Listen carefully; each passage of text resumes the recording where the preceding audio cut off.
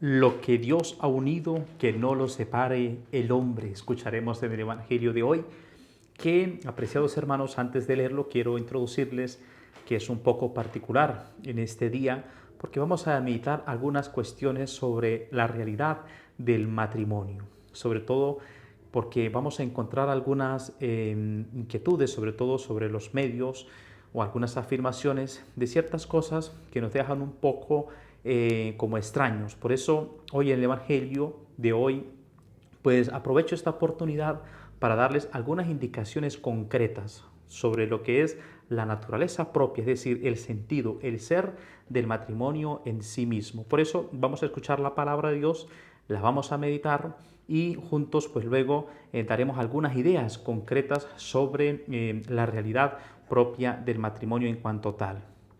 Escuchamos la palabra de Dios.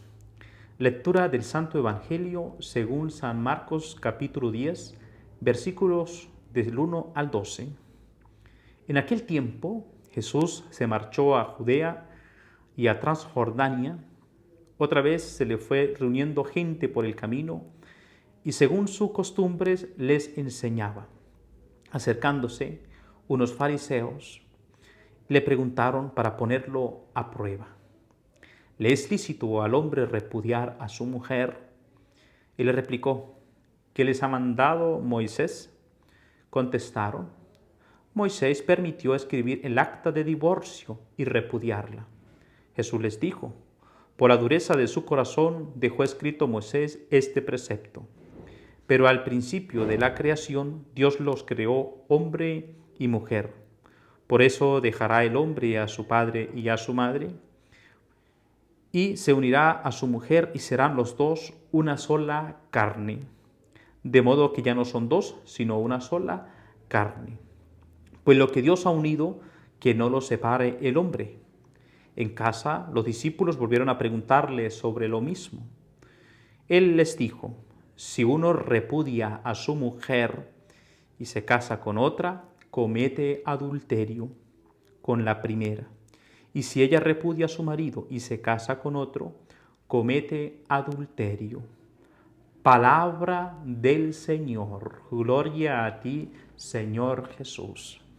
Ahora bien, apreciados hermanos, vamos a considerar nosotros este Evangelio y vamos a irlo poco a poco transformando y meditando así sobre esta naturaleza propia del matrimonio, que no será suficiente este encuentro de hoy, que quizás ustedes pueden escribir o pueden compartir y sugerir quizás para estudiar más a fondo algunos de los temas que vamos a tocar aquí solo puntualmente, porque son muchas las cosas que vamos a tener que entrar en consideración. Pensemos que, por ejemplo, una persona que estudia Derecho Canónico, es licenciado en Derecho Canónico, dedica prácticamente a la semana 3 o 4 horas, casi por 2 años, a estudiar sobre la naturaleza del matrimonio, sobre lo que indica los derechos y deberes en la vida matrimonial, lo que indica incluso aquellas causales por las cuales un matrimonio no puede nacer y por lo tanto no ser válido. Es decir, son muchísimos los temas que podríamos nosotros considerar en este día. Por eso, pero quizás poco a poco, con la ayuda de estos medios, con la sugerencia, con lo que ustedes vayan pidiendo y tengan ese interés de seguir aprendiendo y seguir meditando, pues podamos poco a poco ir explicando continuamente, sobre todo algunos detalles, depende de las inquietudes, de lo que ustedes, sugerencias que tengan. Por eso les decía que esta meditación pues parte también un poco más como una enseñanza, una catequesis sobre lo que tiene que ver en este día el Evangelio de Marcos capítulo 10, versículo 1 al 12. Pues bien, la gente se acerca a Jesús, pero los fariseos le iban a preguntarlo para ponerle a prueba. ¿Le es lícito al hombre repudiar a su mujer? Porque ya a la época de Jesús, Jesús cuando se encuentra, el matrimonio existía antes de Jesús. Antes de Jesús venir al mundo, la gente igualmente se casaba. Igualmente, ¿por qué? Porque el matrimonio es una realidad natural. Ya desde el Génesis aparece precisamente esa imagen en la cual pues Dios bendice cuando crea al hombre y a la mujer, los bendice y los une allí, y de los dos sale una sola carne. Atento, porque vamos a retornar luego, a regresar sobre lo que significa una sola carne.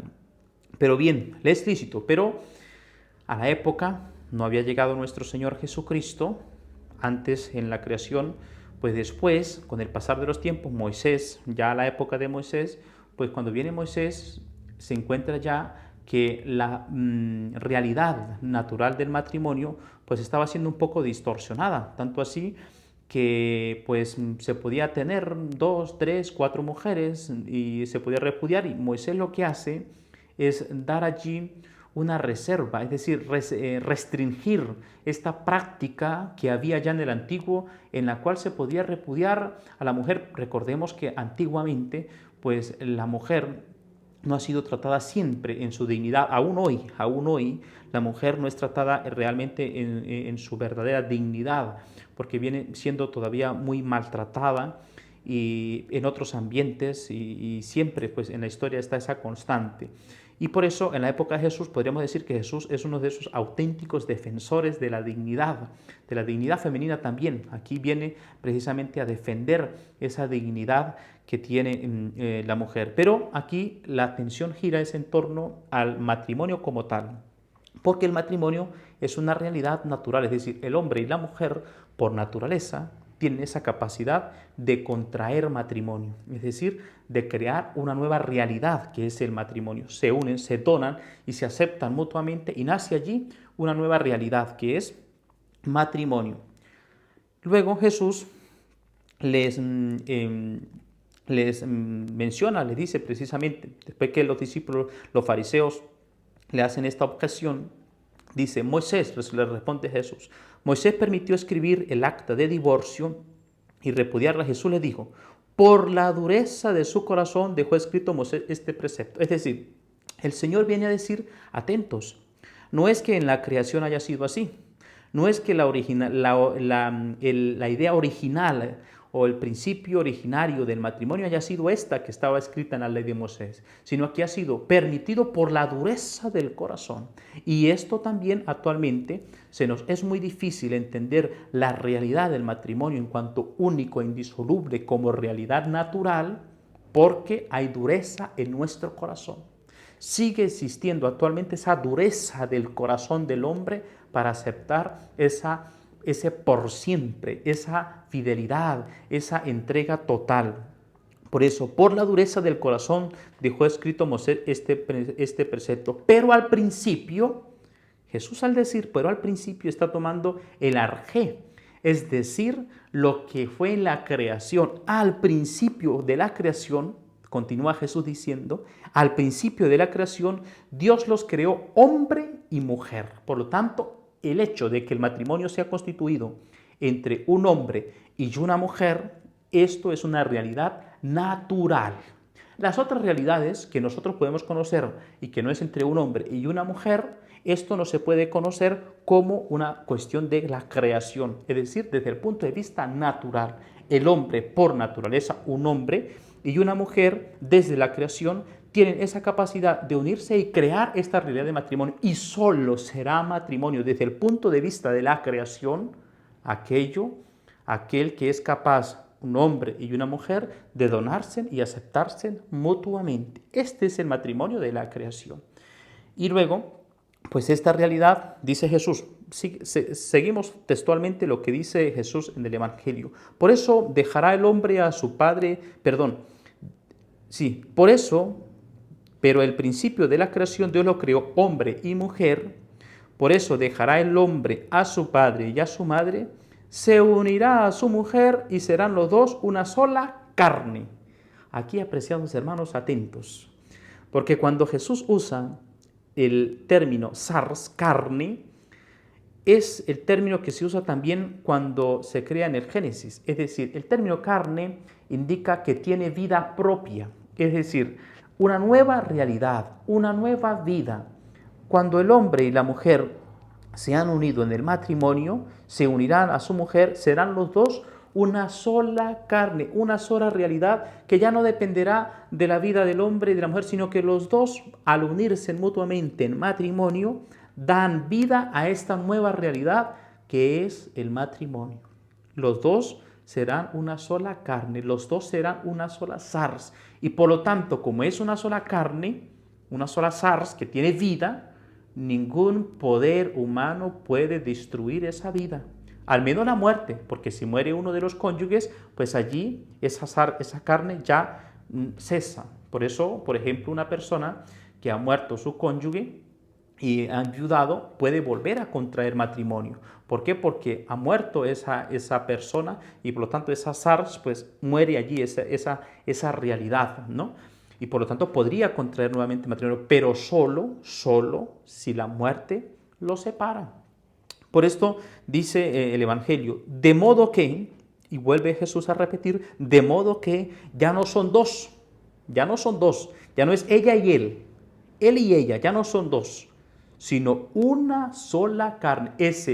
Ella y él se unen y crean una nueva realidad, un nosotros, un yo particular propio del matrimonio, esa unión. ¿Por qué? Porque el matrimonio consiste precisamente en esa donación mutua, en que los dos se han donado plenamente y han constituido una sola carne, una sola realidad que es el matrimonio, una sola sars. Por eso los dos, de modo que ya no son dos, sino una sola carne. Pues lo que Dios ha unido, que no lo separe el hombre. Que lo que Dios ha unido, no lo separe al hombre. Volveremos un poquitito, unos minutos, regresaremos sobre esta frase, lo que Dios nos ha unido, no lo separe el hombre. Aquí, especialmente, recordar que hay una propiedad. Primero, una unidad.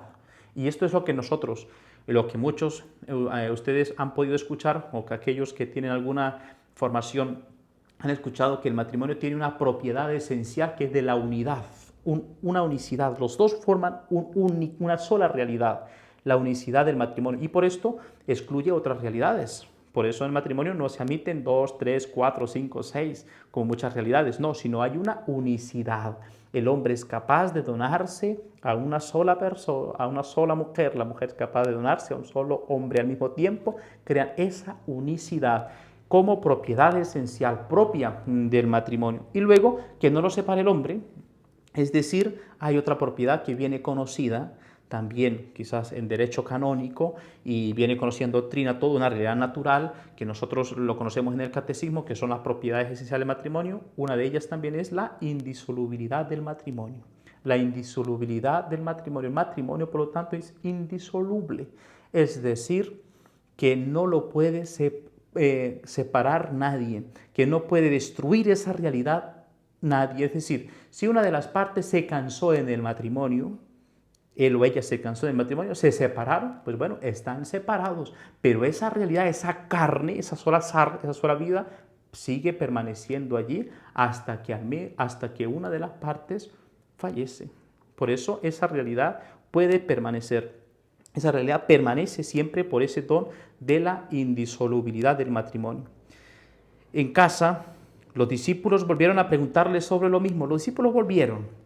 Y por eso quizá nosotros también, apreciados hermanos, más adelante, con las enseñanzas que estamos viviendo y con el perseverar nosotros de nuestra catequesis del Evangelio de hoy, quizás podamos volver sobre este tema, quizás podamos dedicarle una formación un poco más particular, que podamos nosotros mantenerla según la sugerencia, lo que ustedes puedan pedir para regresar sobre esta realidad.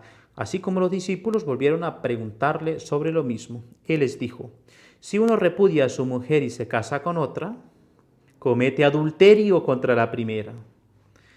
Porque antiguamente la ley de Moisés permitía que el hombre repudiara a su mujer, se podría casar con 2, con 3, con 4, pero no decía nada sobre la mujer no podría. Y por eso Jesús le dice también aquí, vuelve y va a dar un paso más adelante. Y si ella repudia a su marido y se casa con otro, comete adulterio. Es decir, lo igual para las dos realidades. Si uno repudia a su mujer y se casa con otra, comete adulterio contra la primera. Y si ella repudia a su marido y se casa con otro, comete adulterio. Por esto, apreciados hermanos, nosotros defender y por eso estar atentos, porque el adulterio destruye esa unidad del matrimonio, esa indisolubilidad del matrimonio. Y como estamos hablando también del matrimonio como realidad natural, para los cristianos hay un plus de más, porque para los cristianos esta realidad natural que nosotros acabamos de meditar adquiere una fuerza mayor en gracia al sacramento del bautismo. Porque ¿qué es lo que hace que esa realidad natural se convierta en sacramento, en matrimonio, en sacramento? Es el bautizo. Cuando son dos bautizados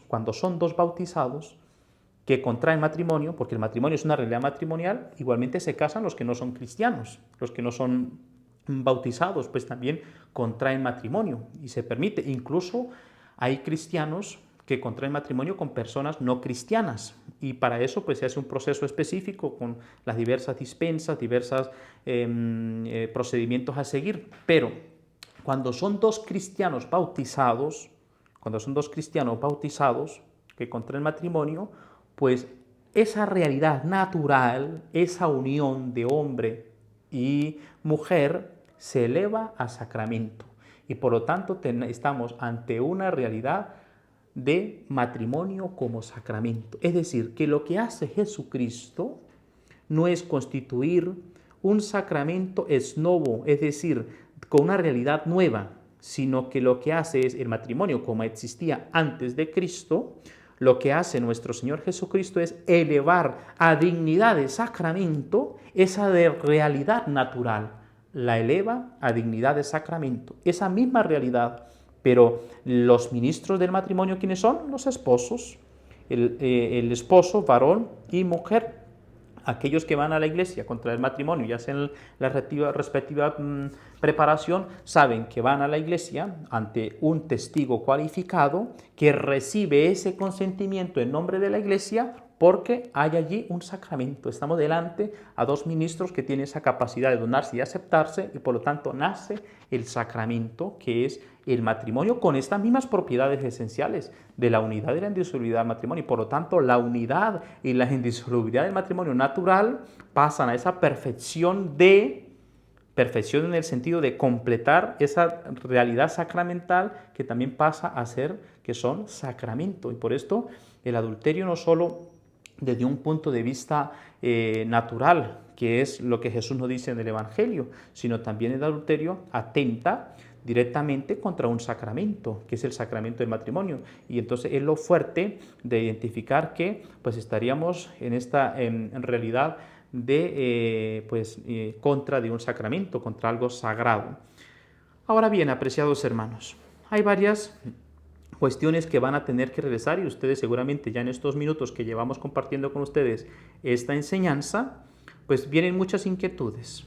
Una de ellas, en la iglesia, para celebrar, una vez que se ha celebrado un matrimonio, es un matrimonio, goza del favor del derecho, o goza lo que se conoce como favor matrimoni, favor iuris del matrimonio, goza de ese favor del derecho, es decir, un matrimonio celebrado se presume que es válido, goza de presunción, es decir, una vez celebrado el matrimonio, presume que es válido, al menos que no se demuestre lo contrario, porque en la iglesia también se piden unos requisitos de derecho natural para que esa persona, él y ella puedan donarse y aceptarse mutuamente.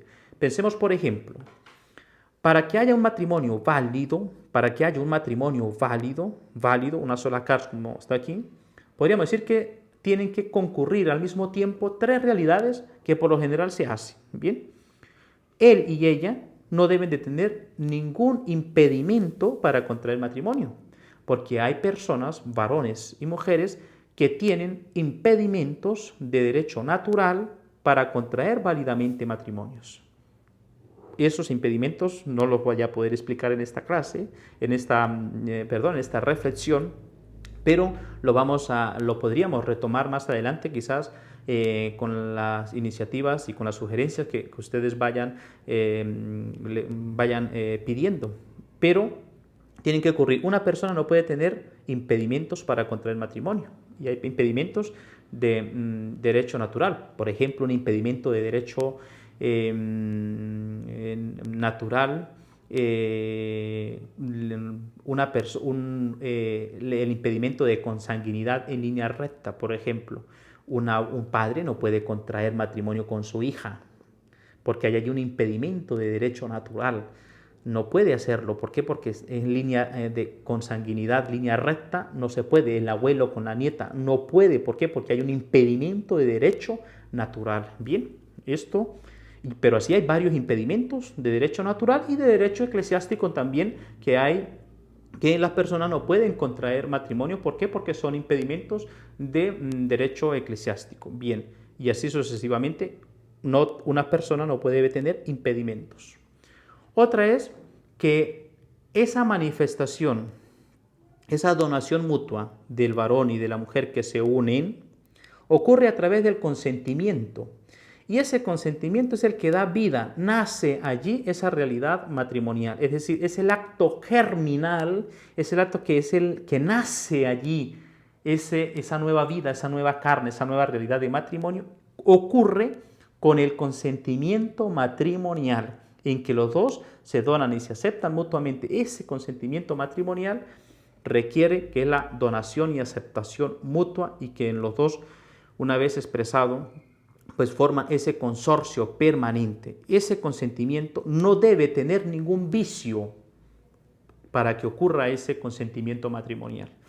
Entonces, primera dijimos, no debe haber un impedimentos, no deben existir, no debe haber un vicio en ese consentimiento. ¿Qué es un vicio? Es una realidad que, estando presente en una de las partes, hace que ese consentimiento no se dé, o a veces ese consentimiento se puede expresar pero queda ineficaz. Puede ser válido, pero es ineficaz dependiendo de las diversas realidades. Por ejemplo, vamos a colocarle aquí un ejemplo de un vicio del consentimiento. Una persona se encuentra que dos muchachos están enamorados, bueno, no muchachos, ya mayores de edad, están enamorados, y hay un señor que cuida mucho de su hija, la está cuidando muchísimo, pero la cela totalmente, que no permite que tenga novios con nadie, con nada, ni con nadie, no permite que ella ni siquiera salga de la casa. Y se da cuenta un día que le abre el teléfono y se descubre por allí un WhatsApp de un amigo que la está enamorando. Antes eran cartas, ahora no, ahora un WhatsApp independientemente, un mensaje, y sabe que se está enamorando. Y él se da cuenta de esta realidad y va y toma a ese muchacho y lo amenaza incluso a contraer matrimonio. Le amenaza totalmente, le amenaza, le lleva, incluso tiene un rol ese señor porque es muy respetado en el pueblo, porque es una persona que se hace todo lo que él diga, y va y prácticamente le amenaza y puede recibir hasta una amenaza hasta de muerte. Si no se casa con mi hija, le mandamos a quitar de por medio. Y entonces la persona entra en un momento de miedo y va a contraer matrimonio obligado.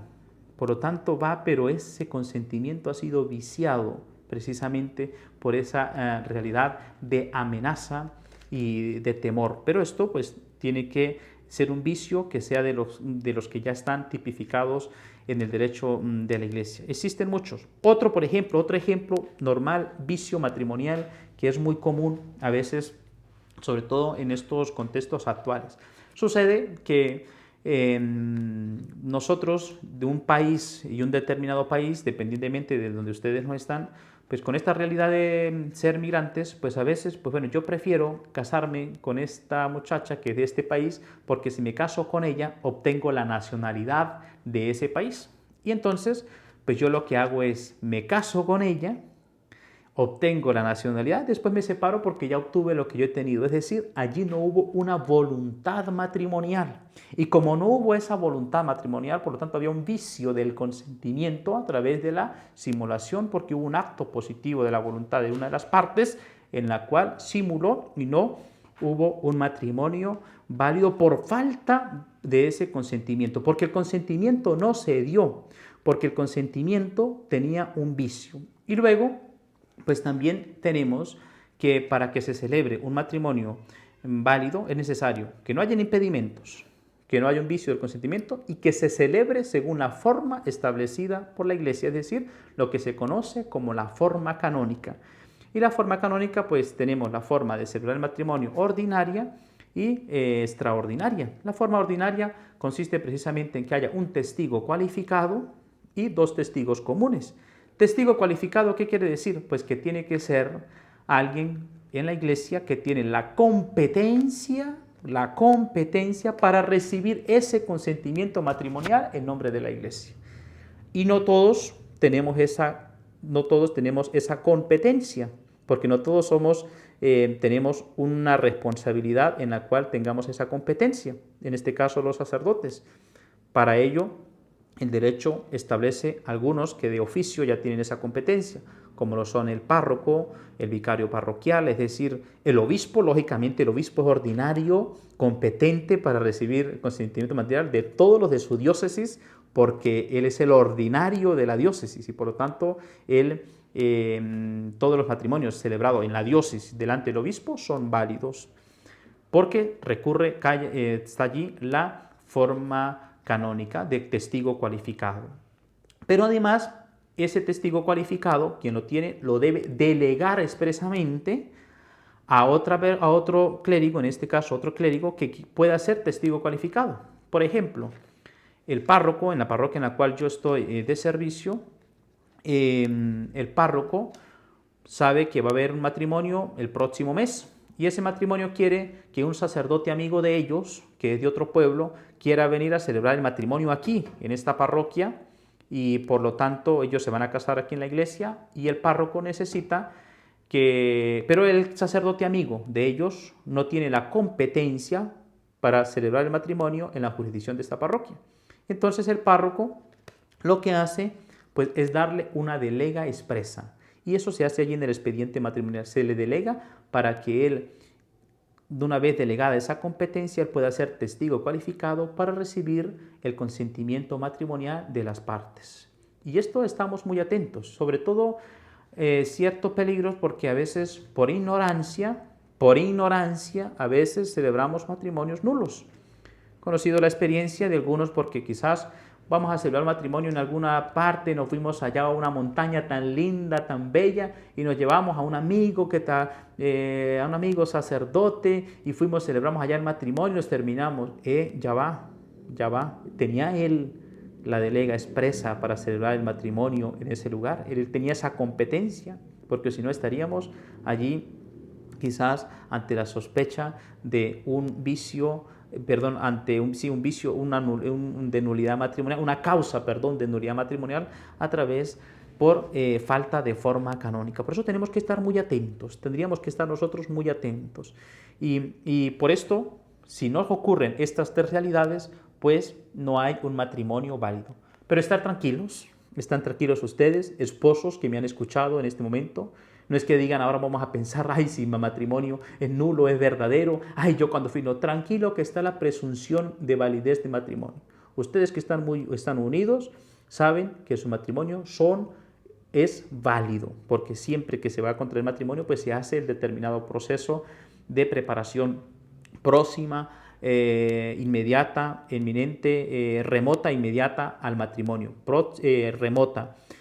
próxima, inmediata al matrimonio, donde se debe estar muy atentos, muy vigilantes para la celebración de este matrimonio. Por lo tanto, estamos seguros y se goza de ese favor del derecho. ¿Dónde está así la situación? En aquellos matrimonios que tienen la duda de la existencia o no del matrimonio, porque quizás alguna de las causas o alguna de las realidades que hemos dicho en esta meditación, en esta reflexión, pues quizás ustedes digan, me he pasado así. ¿Cuál es la sugerencia? De la que ustedes ya no pueden tomar decisión propia sobre la realidad del matrimonio que ha nacido. La sugerencia es que recurran, en este caso, a sus respectivas diócesis. Tiene que haber un tribunal eclesiástico que les va a ayudar al discernimiento para introducir estas causas de nulidad matrimonial. Es verdad que nuestros tribunales eclesiásticos, por falta a veces de personas competentes que se sigan preparando y sigan luchando en este campo, pues en muchas realidades, en muchas diócesis del mundo, necesitamos desde la pastoral familiar también, esas asesorías previas a iniciar un proceso de declaración de nulidad matrimonial. Pero esto es un trabajo que hay que hacer y que hay que insistir, y es lo que el Papa Francisco ha pedido en Amoris Laetitia. Es lo que el Papa Francisco ha pedido sobre todo en la reforma que ha hecho de los procesos matrimoniales, esas asesorías previas.